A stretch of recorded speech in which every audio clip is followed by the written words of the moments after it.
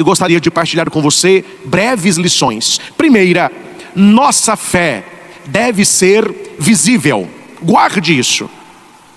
Eu já ouvi pessoas falando assim: não adianta você saber, é preciso mostrar que sabe.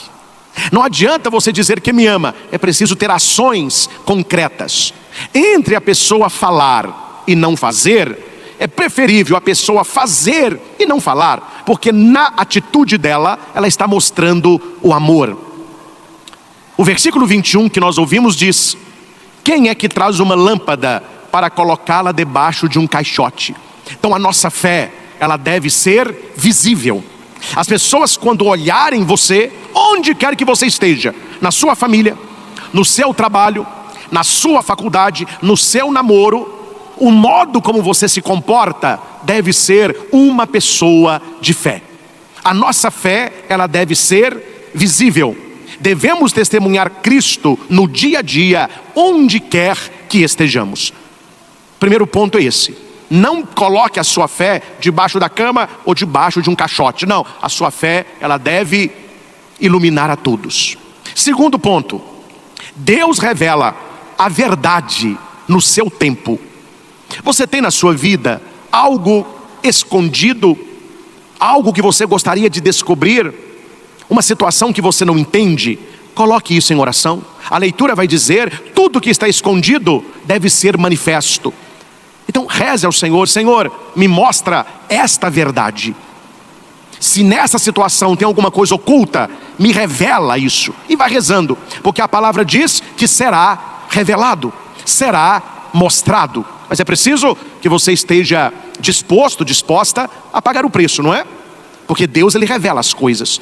A gente tem que rezar isso muito para as pessoas que nos rodeiam, para que você tenha ao seu lado pessoas que te amem de verdade. Porque se há pessoas ao seu lado com falsidade, com segundas intenções, isso vai ser revelado. Isso vai ser revelado no seu namoro, no seu trabalho, né? Tem trabalho que é um querendo puxar o tapete do outro. Talvez no seu casamento. Peça a Deus que revele aquilo que está oculto. E saiba, Deus tem o seu tempo para revelar a verdade. Há um ditado, quando eu li, não é? Ele é atribuído a Chaplin, né? Mas eu não sei se é dele, mas o importante é a frase que vai dizer assim: o tempo traz verdades e cura saudades. Não sei se o tempo cura a saudade, mas o tempo traz verdade. Então, se você quer conhecer uma pessoa de verdade, dê para ela apenas uma coisa: tempo. Dê tempo para ela, e ela vai se revelar verdadeiramente a você. Isso também é graça de Deus. Então, primeira lição do Evangelho: a fé deve ser manifesta. Segunda lição: pedir a Deus que revele o que está oculto. E para nós, não ter uma vida dúbia. O que é uma vida dúbia? Uma vida para as pessoas verem e outra atrás da cortina. Não, para Deus não funciona isso. Para Deus não funciona isso. Porque se é verdade que nós queremos que a verdade dos outros seja revelada, tem pessoas que querem a sua verdade também revelada. Então, que a nossa vida seja transparente na presença do Senhor.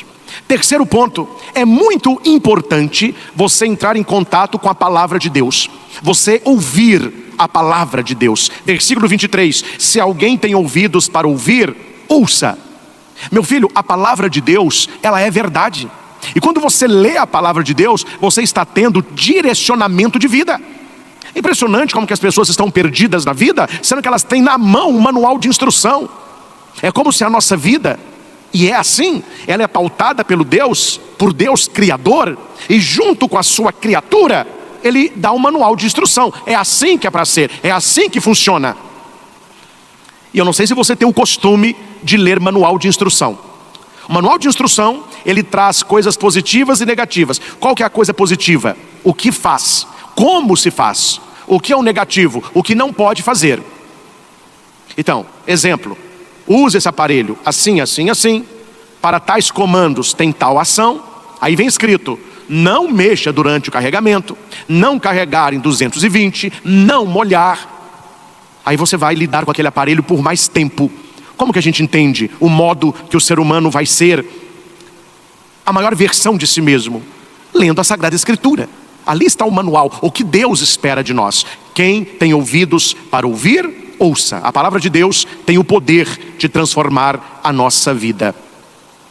Quarto ponto: A maneira como você lida com as pessoas está mostrando para elas como que elas devem lidar com você. Versículo 24: com a mesma medida com que medirdes, também vós sereis medidos. Se você plantar verdade, você vai colher verdade. Se você plantar amizade, você vai colher amizade. Se você plantar fidelidade, a tendência é que você colha isso. Claro que no meio das pessoas, há sempre aquelas ingratas que devolvem o contrário do que você oferece. Mas, em via de regra, a maneira como você trata os outros está mostrando a Deus como Ele deve tratar você. Então, uma pessoa misericordiosa com os outros, Deus vai ser misericordioso com você. Uma pessoa verdadeira com as outras, Deus será verdadeiro com você. Uma pessoa bondosa com as outras, Deus será bondoso para você. E não se esqueça disso. Eu tenho isso gravado no meu coração. Toda bondade que você faz, ela volta para você. Toda bondade que você faz, ela volta para você. Ela pode não voltar, atenção, para a pessoa para quem você fez. Você faz uma bondade para alguém, a pessoa te paga com maldade, com ingratidão, com indiferença. Mas aquela bondade que você fez está feita. Então ela volta para você? Volta. Talvez ela não volte para quem você fez, mas ela volta de outra pessoa. Ela volta de outra pessoa.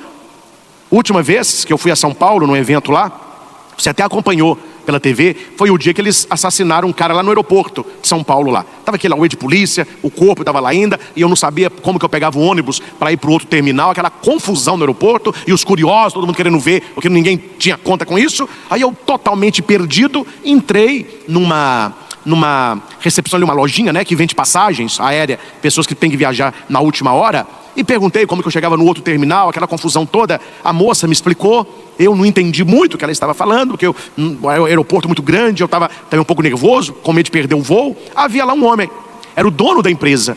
Ele viu o meu desespero, não é? E eu estava de klezma, viu que era um padre. Ele falou: ó, padre, vem cá que eu vou te ajudar. Nunca vi o cara na minha frente. Pegou a mala, subiu, eu nem sabia que tinha que subir. Foi na região lá onde os ônibus vão para o outro terminal. Não tinha ônibus nenhum passando. Ele disse: olha, interditaram tudo ali. Mataram um cara, aí está subindo nada. Vamos subir para pegar um táxi lá em cima. Falei: não tem problema, vamos pegar um táxi. Ele subiu, como era de um terminal para o outro. Táxi nenhum queria me levar, porque é um valor muito pequenininho. Ele, estava chovendo, ele me colocou na marquise, me deu a mala. Ele foi perguntando aos taxistas: você leva ele para mim, leva ele para mim. No meio arrumou um táxi, que estava deixando um casal. Eu entrei no táxi, ele só fez assim, ó, e eu nem deu tempo de conversar muito com ele. Agora eu te pergunto, de onde saiu um cara desse? Que ficou na chuva, carregou a minha mala, me levou no terminal certo, arrumou um táxi para mim. Não é um anjo de Deus? Não é alguém que fez um bem para mim sem eu conhecer? Por que isso acontece? Porque talvez eu fiz bem a alguém e a pessoa pagou com ingratidão. Mas o bem feito, Deus ele olha, e no momento certo Ele vai ajudar você. Então, gente, vamos parar com muita briga, vamos parar com muita desavença, vamos parar com muita: eu fiz o bem para a pessoa não me devolveu o bem. Fique calmo. O bem feito, ele volta para você. Ele sempre volta para você. Pode não voltar para quem você fez, mas voltará. E por último, a quinta lição da leitura: quem busca crescer na fé, receberá ainda mais. Versículo 25: